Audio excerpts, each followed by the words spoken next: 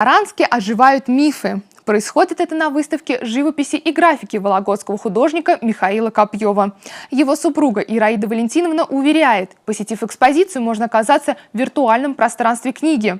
Эти и другие детали творчества Михаила Копьева рассказали журналистам на пресс-конференции. Текстовое и графическое пространство, а также живопись, рассказы, картины, записки – все это собрано в авторской книге Михаила Копьева «Мифы у порога». В книге репродукции полотен заслуженного художника Российской Федерации. В музее Эрзи будут выставлены оригиналы. Также построена и выставка, которая состоится завтра открытие, что в одной части музейных залов вашего художественного музея выставлена вот эта часть, скажем условно, да, то есть графическая и с рассказами, с фрагментами, и большая часть экспозиции занимает живопись.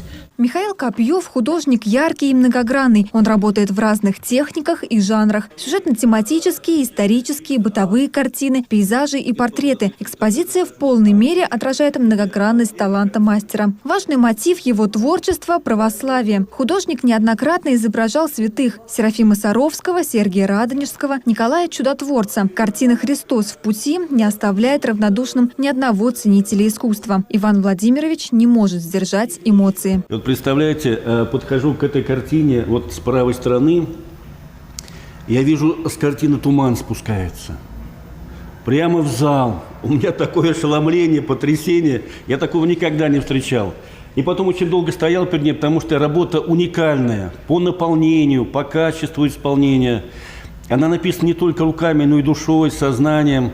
Поразительная картина. У нее огромное количество замечательных духовных картин, о которых мы сейчас еще увидим. На открытии выставки состоится презентация новой книги Михаила Копьева. Она поможет лучше понять замысел мастера при создании того или иного полотна, больше узнать о его биографии. Немало интересного и полезного для себя почерпнут начинающие художники.